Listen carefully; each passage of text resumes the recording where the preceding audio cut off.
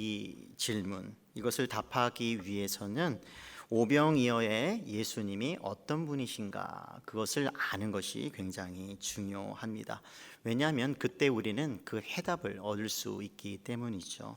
그렇다면 오병이어 이 사건, 사복음서에 모두 나오는 이 사건 속에 나타나는 예수님은 어떤 분인지 함께 살펴보도록 하겠습니다. 먼저 30절에서 32절까지를 보게 되면 이 말씀의 이제 배경이 이제 6장 7절에서 13절에 나오는 예수님께서 12 제자들을 파송하고 또 2명씩 짝지어서 보낸 후에 그리고 보고를 받는 그런 장면이 배경이 됩니다. 그래서 30절에 보니까 사도들이 예수께 모여 자기들이 행한 것과 가르친 것을 낱낱이 고하니라고 하는 것이죠. 전도 보고하는 장면이 나오게 됩니다. 우리가 읽지는 않았지만 12절과 13절의 말씀을 보게 되면요, 제자들의 세 가지 전도 사역의 결과를 이렇게 기록하고 있습니다. 회개하라, 전파하고 많은 귀신을 쫓아내며 많은 병자에게 기름을 발라 고치더라. 가만히 보게 되면 좀 낯이 익죠. 예수님께서 이 땅에 오셔서 베푸셨던 세 가지 사역이 무엇이었습니까? 전파하시고 또 가르치시고 또 많은 귀신을 쫓아내시며 또 병든 사람들을 고치시는 그 세 가지 사역. 그 예수님께서 하셨던 그 사역을 이어받아서 12명의 이 제자들이 그 일을 감당했던 것을 볼 수가 있습니다. 이 모든 여정, 그런 전도 여행을 마치고 제자들이 예수님께 모인 것입니다. 그래서 자기들이 행한 것과 가르친 것을 낱낱이 고했다고 말씀하고 있는 것이죠. 여기서 낱낱이라고 하는 말, 이 30절에 나오는 이 단어를 좀 주목해 볼 필요가 있는데요. 우리도 전도를 해 보면 알 수가 있는데요. 무엇보다 전도를 하게 되면 할 말이 많아지죠.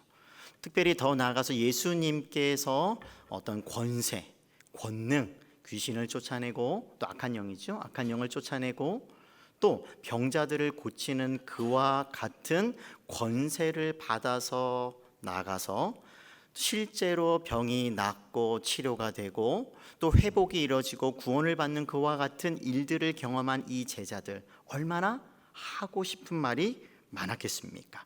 그래서 예수님께 와서 낱낱이 이렇게 고했던 것을 볼 수가 있죠. 그래서 우리도 마찬가지입니다. 예수님께서 명령하신 대로 또 약속하신 대로 우리가 나아갔을 때, 또 실천했을 때, 순종했을 때 이와 같은 종류의 그런 낱낱이 고할 일들이 많이 있는 거죠. 그런데 중요한 것은 움직이지 않으면 경험할 수 없는, 순종하지 않고는 결단코 경험할 수 없는 그런 종류의 일들이라는 것이에요. 그래서 때로는 하나님께서 말씀하셨는데 갸우뚱거릴 수가 있죠. 예수님께서 말씀하셨는데 과연 그런 일들이 일어날까? 그런 생각이 들더라도 한번 순종해 보시고 실천 한번 해보세요. 하나님께서는 그 순종하는 자에게 이런 놀라운 일들을 우리에게 경험시켜 주시는 분들인 거죠. 그래서 그런 전도를 하게 되면 실제로 예수님 믿으세요 그냥 쑥 지나가시는 분들이 있는가 하면, 때로는 예수님을 전하고 또 전도지를 통해서 또 예수님에 관한 이야기들을 막 해주고 싶은데 가만히 듣고 있는 분들이 있어요. 혹시 경험해 보셨습니까? 네, 신기하게 당황스러워지는 거죠. 우리가 당황스러워지는 거예요. 이런 분도 있네. 그런데 계속 이야기를 하는데 우리가 준비해 간 말이 적어서 다 못 전하는 그런 분도 있더라는 것이에요. 혹시 경험해 보셨습니까? 그래서 다음에는 어떤 생각이 들어요?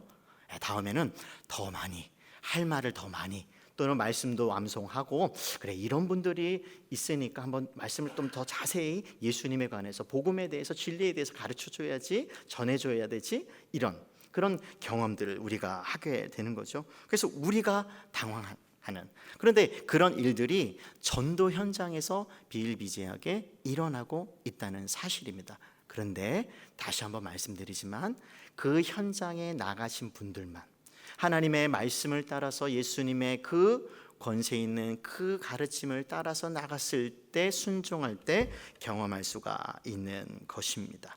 그래서 하나님은요, 우리가 생각하지 못하는 곳에서 또 생각하지 못하는 그때에 하나님께서 놀랍게 일하셔요.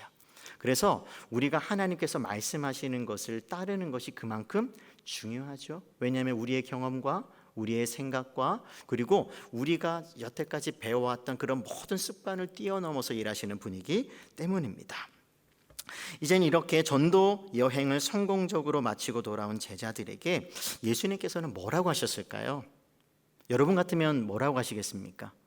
근데 31절과 32절의 말씀을 보니까 놀랍게 이렇게 말씀하고 계세요. 너희는 따로 한적한 곳에 가서 뭐 하라고요?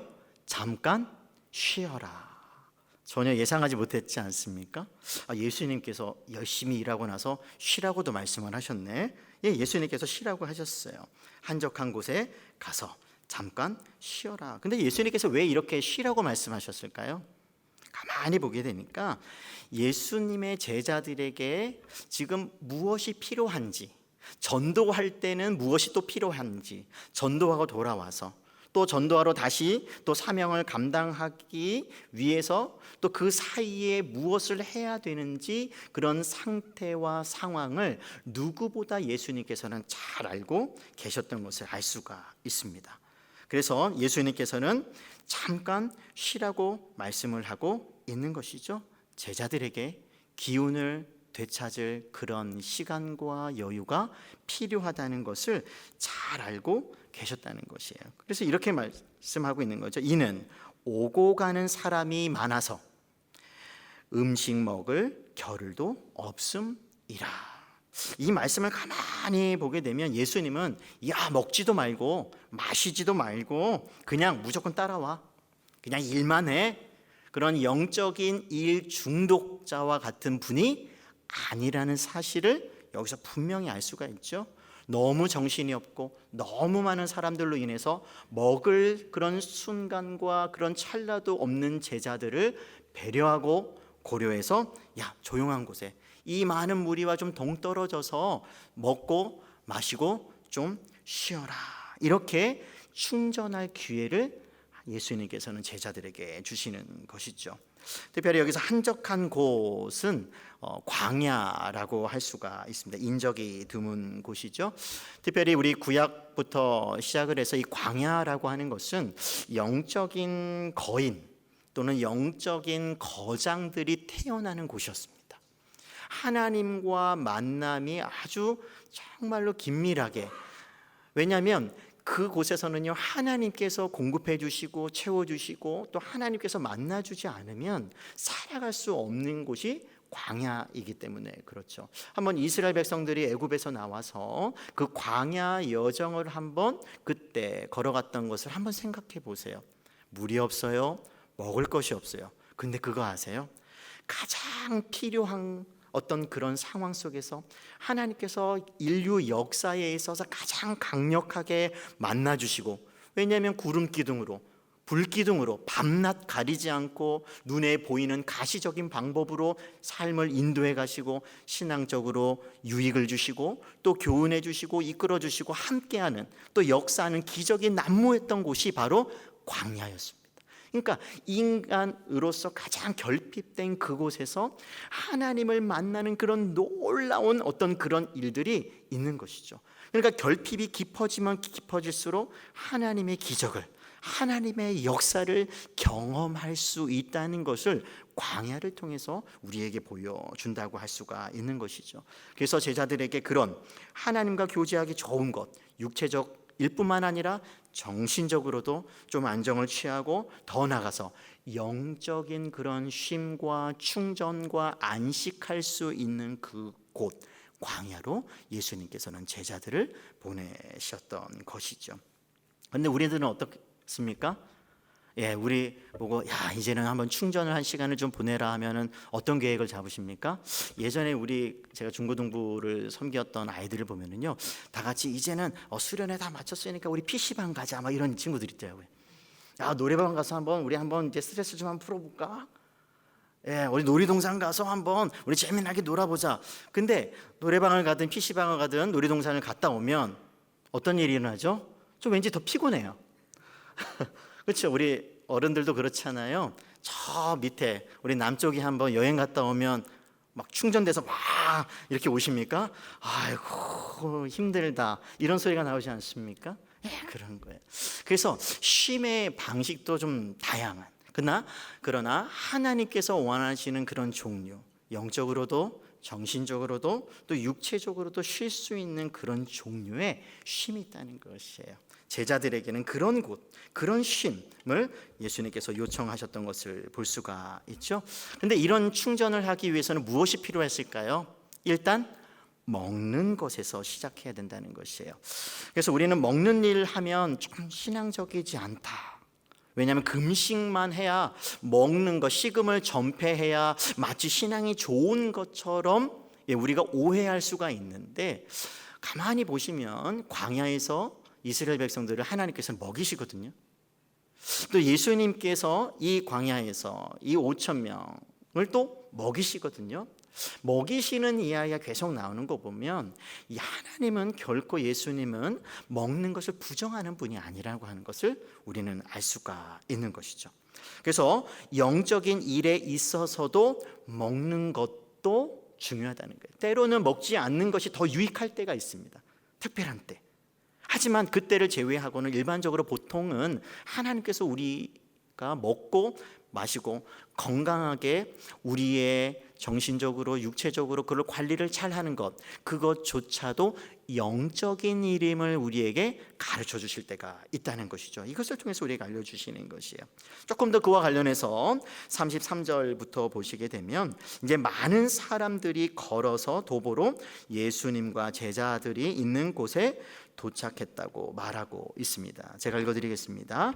그들이 가는 것을 보고 많은 사람이 그들인 줄 안지라 모든 고을로부터 도보로 걸어서 그곳에 달려와 그들보다 먼저 갔더라. 여기서 가만히 보게 되면 걸어서라는 말, 혹시 걸어서 어딘가를 좀 가보신 적이 있으세요? 군 생활을 해보신 우리 남자분들 같은 경우는 그런 행진 하는 것이 얼마나 어려운 일인가 그것을 아실 거예요. 조금 더 연세가 있으신 분들은 산 넘고 물 건너서 새벽 기도를 가야 했고, 또 산골짜기에 교회당이 있어서 정말 오랜 시간을 걸어서 산 등선을 넘어서 예배당에 주일날 가야 했던 그런 추억을 가진 분들도 있을 것이에요. 그래서 걸어서 신앙생활을 위해서 걸어서 많이 그런 시간을 보내보신 분들은 쉽지 않다는 것을 알 수가 있어요.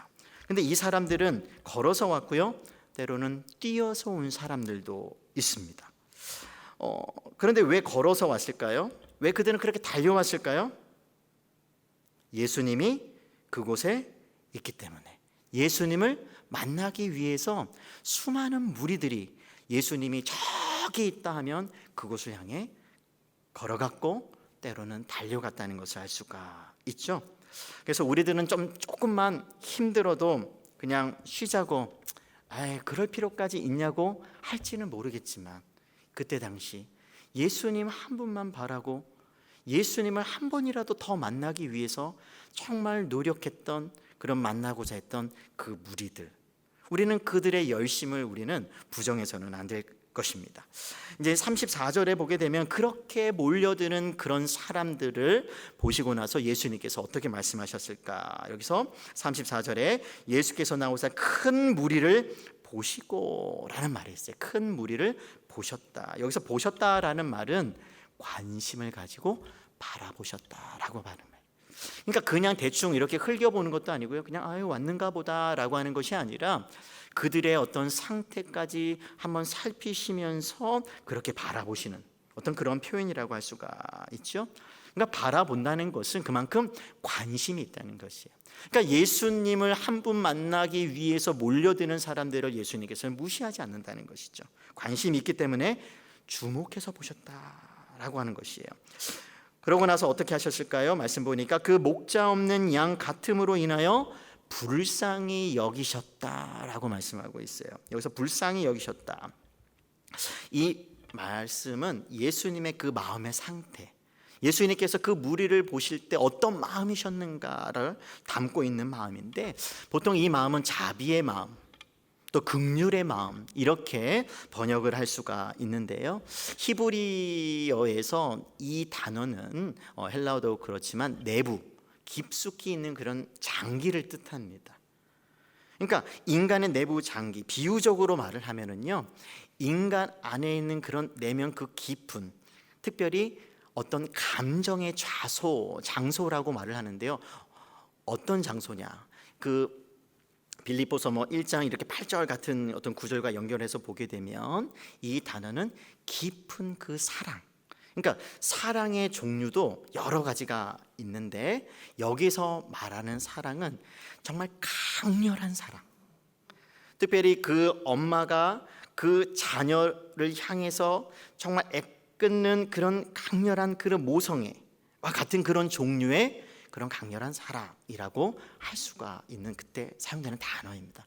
그래서 제가 이거를 번역을 할 때는 전 이렇게 번역을 하고 싶어요. 애정심, 강한 사랑의 감정이 아주 강한 그런 강한 애정심이라고 말할 수가 있을 것이에요. 그러니까 예수님께서는 그냥 바라보시고 나서 그냥 아이고 그냥 자비로운 마음, 대충 그런 마음을 품으신 것이 아니라 그런 강렬한, 마치 그 엄마가 그 자녀들을 안타까운 눈으로 바라보는 것처럼 그들의 영적인 필요와 상황과 그리고 지금 현재 처한 그들의 그 주소, 그것을 보시면서 정말로 그 사랑하는 그 마음을 담고 있을 때 사용하는 단어를 여기서 사용하고 있는 것이죠. 그러면 그 이유가 뭘까요? 목자 없는 양 같았기 때문이라고 말하고 있어요. 목자라고 하는 것은 고대 근동 지방에서는 특별히 왕을 비유적으로 이렇게 표현했던 그런 말이었습니다. 표현이었습니다. 그러니까 여기서 목자가 없었다는 것은 왕이 없었다, 그들을 이끌어줄 지도자가 없었다. 여기서 말하는 지도자는 그런 로마나 아니면 이스라엘을 이끄는 그런 정치적으로 또는 육체적으로 어떤 그런 종류의 지도자는 아니었겠죠. 영적으로 이끌어줄 지도자가 없는 그와 같은 상태로 인하여서 예수님께서는 그런 정말 안타깝고 정말 불쌍하고 또 그리고 사랑의 마음을 품고 그들을 바라보셨다라고 하는 것이에요. 여기서 우리가 가만히 보게 되면 예수님께서는요, 정말 그 자신을 찾아온 그 무리들을 바라보시면서 그들에게 무엇이 필요한지를 지금 분명히 알고 이렇게 표현했다는 것을 알 수가 있습니다. 그렇다면 그들의 필요는 무엇이었을까요? 가장 근본적으로 필요했던 것이 무엇이었을까요? 예수님께서 그 다음에 보시고 마음을 품으시고 그 다음 행동을 보면 예수님께서 정말 그러한 리더가 없는 그런 무리들을 향해서 사랑의 그 강한 마음을 품고 하시는 그 행동을 통해서 이것을 주고 싶으시구나, 그 무리들에게 가장 있어야 할 것이 무엇보다 이것이구나 라고 하는 것을 알 수가 있는데요. 양들의 입장에서 먼저 생각해 볼게요. 좋은 목자는 어떤 목자죠? 양들의 입장에서는 푸른 초장으로 인도하는, 먹을 것이 풍부한 곳으로 인도하는 그런 목자잖아요. 그리고 목이 마르니까 또 쉴 만한 물, 근처에 물이 풍부한 곳으로 인도해 주는 그런 목자. 그리고 또 이렇게 동물과 들짐승들이 공격해 올 때 자신들을 보호해 주는 그런 목자야말로 참 좋은 목자다라고 하지 않겠습니까? 여기서 그렇다면 예수님께서 여기에서 목자와 같이 그럼 지도자로서 또 왕으로서 그 무리들을 향해서 주시는 것이 뭔가 가만히 봤더니 그 다음에 뭐라고 말씀하고 계셔요? 34절에 목자 없는 양 같음으로 인하여 불쌍히 여기사 이에 여러 가지로 뭐 하셨더라고요? 가르치셨더라. 이상하지 않습니까? 그러니까 평소에 관심을 좀 갖고 보셨나요? 저는 왜 예수님께서 잘 나가시다가 바라보시고 크게 뭔가를 역사하실 것 같은데 그 큰 역사를 하기 이전에 제일 먼저 무엇부터 하셨다고요? 가르치시는 일. 그런데 우리가 생각할 때 갸우뚱거릴 수 있는 이 말씀이, 이 행동이 예수님에게 있어서는, 예수님께서 보실 때는 그 무리들에게, 아니 더 나아가서 우리들에게 가장 필요한 그런 영적인 필요가 바로 이런 교훈이었다는 것을, 가르침이었다는 것을 우리에게 가르쳐 주는 거예요. 우리가 때로는 그건 말고 좀 다른 더 큰 기적, 오병이어와 같은 그런 기적, 없는 곳에서 있게 하고 모자란 곳에서 뭔가 풍부하게 만들어내는 이런 기적을 더 우리는 바라는데, 예수님께서는, 더 나아가서 하나님께서는 뭘 우리에게 주신다는 거예요? 이미 과거부터 하나님께서 당신의 종들을 통해서 계속해서 해오셨던 그 일, 가르치시는 일을 먼저 우리에게 주시는 거예요. 근데 곰곰이 생각해 보면 맞는 말 같아요. 가르치시는 일이 있고 나서 뭔가 이루셨을 때 그 기적과 행동이 이해가 되는 거예요. 그냥 무작정 기적만 행하면 그것이 무슨 의미인지도 모르고, 아이고 그냥 감사합니다, 아이고 기적을 베푸셨네, 그냥 예수님은 기적을 베푸시는 분 정도로만 생각하기 쉬운데, 가르치고 차근차근 이해시키고 뭔가를 이루어 가신다면 그 속에 깊은 의미가 있구나. 그러면서 우리들로 하여금 진정으로 우리에게 있어야 할 것이 무엇인지를 놓칠 수 있는 것을 우리는 막을 수 있다는 말인 것이죠. 그래서 여러 가지로 가르치시더라. 그래서 정말 우리들에게, 사람들에게, 정말 목자 없이, 그런 지도자 없이 방황하는 그런 무리들에게 있어야 할 것, 그거 바로 하나님의 가르침이었다는 것을 알려주고 있죠. 근데 실제로 베드로전서 2장 2절의 말씀을 보게 되면 이런 말씀이 있습니다. 갓난 아기들 같이 순전하고 신령한 젖을 사모하라 라고 하면서 하나님의 말씀이 신령한 젖이라고 말하고 있어요. 영적인 그런 양식으로 묘사되고 있어요. 그러니까 예수님께서는 지금 가르치셨더라 라고 하는 단어는 그냥 교훈을 준다는 의미가 아니라 영적으로 먹이시는 것이, 육체적으로 한번 먹고 배부르면 끝나고 또 조금 있다가 몇 시간 뒤에 다시 배고파지는 그런 육체적인 필요만 예수님께서 필요를 채워주시는데 거기에 관심 있는 것이 아니라 진정으로 영적인 양식을 우리들에게 주고 싶으셨던 것이죠. 왠지 아세요? 베드로전서 2장 2절 그 다음 이렇게 말씀합니다. 이는 그로 말미암아 너희로 구원에 이르도록 자라게 하려 함이라. 하나님의 말씀은, 그런 신령한 그런 영적인 양식은 구원에 이르도록 자라는 능력이 있기 때문이라고 말씀하고 있는 것이죠. 그러니까 예수님은 누구보다 이것을 잘 아셨기 때문에 당신에게 찾아온 이 무리들에게 이런 영적인 양식을 주셨던 것이죠. 그래서 예수님은 이것을 주고 싶으셨던 것이에요. 비단 그들에게만 그런 영적인 양식이 필요했을까요? 아니죠. 모든 세대, 오늘날 우리들에게도 영적인 양식이 필요한 것입니다. 그래서 베드로 사도는 아까 2장 2절의 말씀에서 뭐라고 말씀하고 있습니까? 갓난 아기들 같이 순전하고 신령한 젖을 어떻게 하라고요? 사모하라. 갓난 아기가 배고프면 안녕 하면서 젖 달라고 요구하는 것처럼 우리도 영적인 양식을 주시옵소서 주시옵소서라고 하면서 그것을 간절히 찾고 추구하고 사모하고 그것을 간절히 원해야 된다고 얘기하는 것이.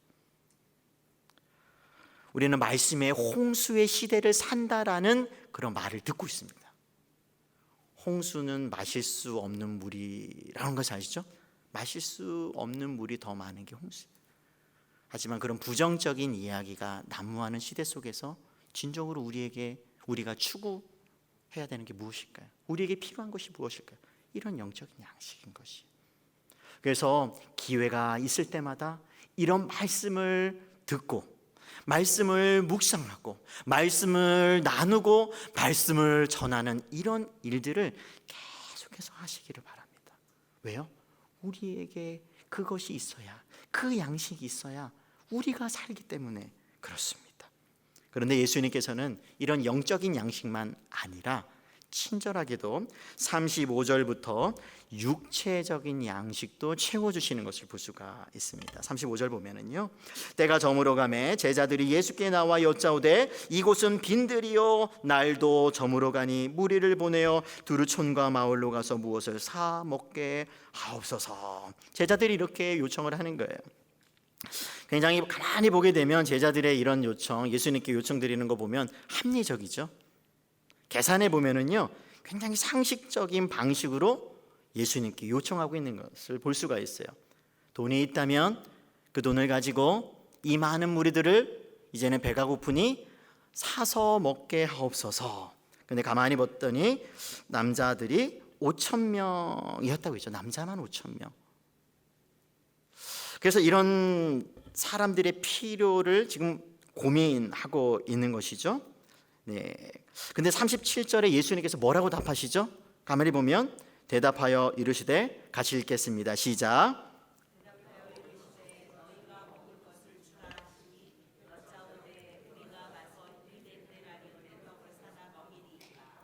네, 예수님께서는 사서 먹게 해주세요라고 했을 때 예수님께서 뭐라고 답하죠? 사 먹는다는 말씀을 안 하시죠? 뭐라고 말씀하고 있어요? 너희가 먹을 것을 주라. 때로는 예수님께서 동문서답하실 때처럼 보일 때가 있어요. 여기도 그렇지 않나요?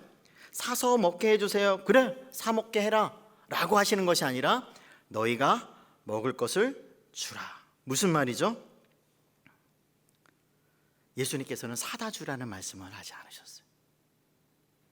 다 의도가 있는 것이죠.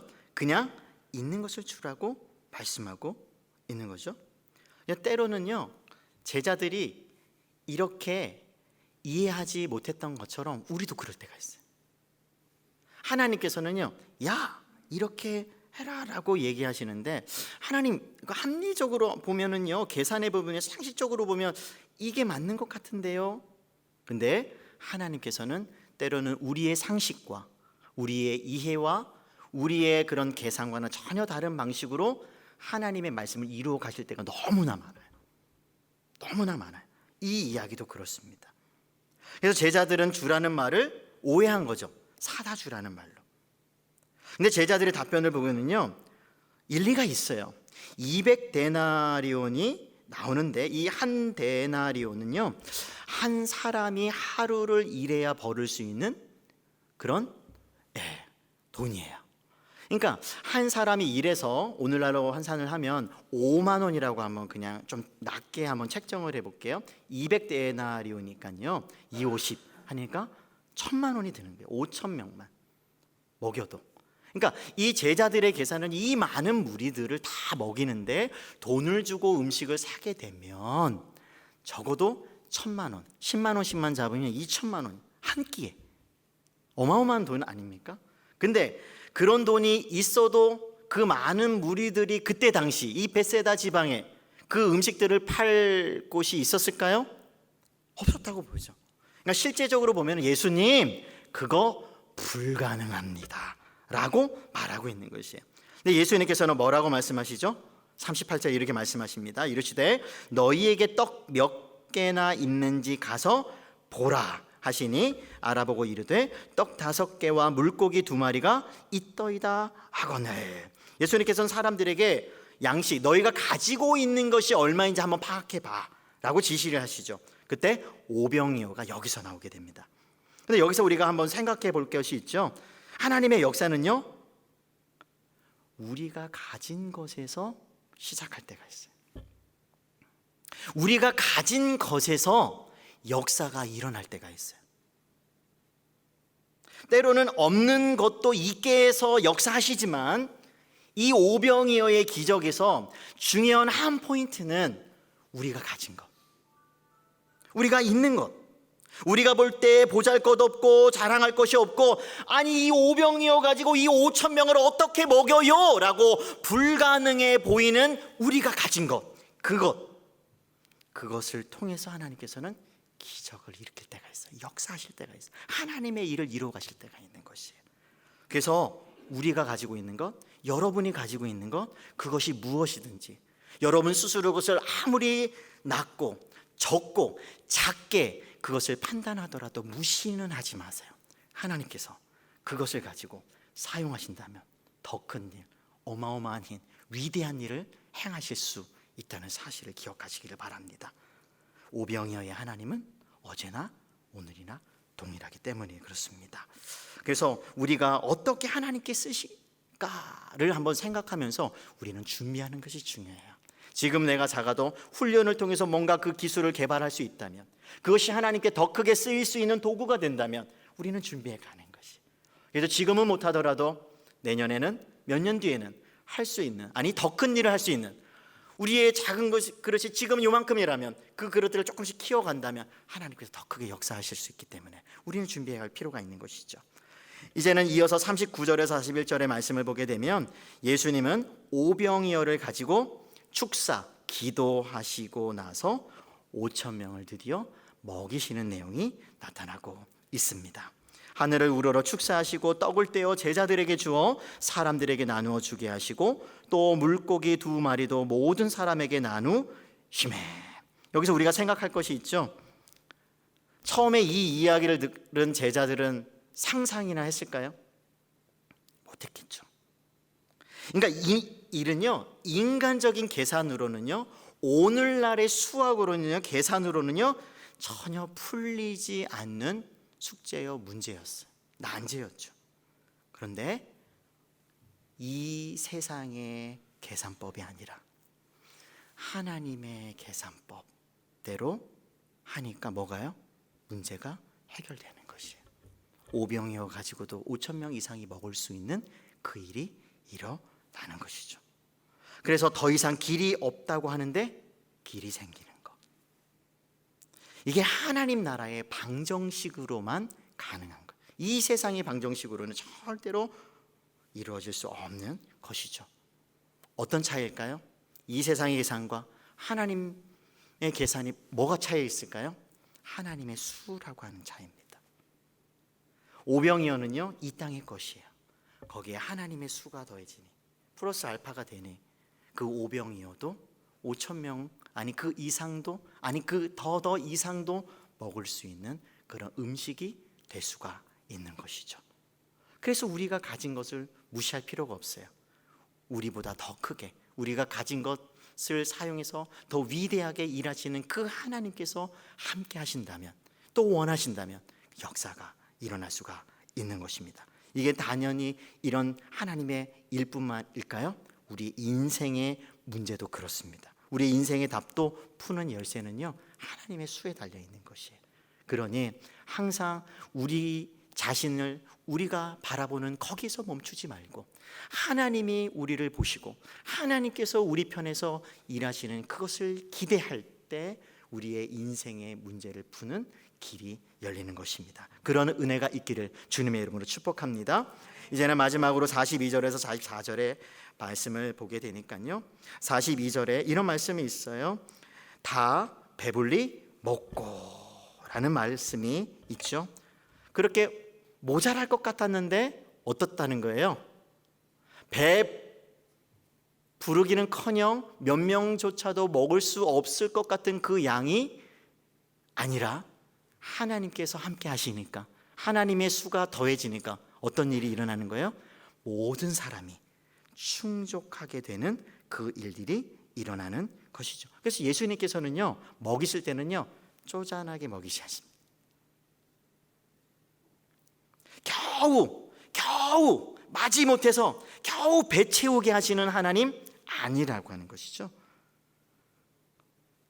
오히려 풍족하게 남게 합니다. 더 이상 배불러서 이제 못 먹겠습니다 라고 할 정도로 우리를 풍요롭게 하시는 예수님, 뭐라고 말씀하고 있습니까? 43절에 같이 읽어볼까요? 시작. 남은 떡 조각과 물고기를 12바구니에 차게 거두었으며 라고 하는 것이죠.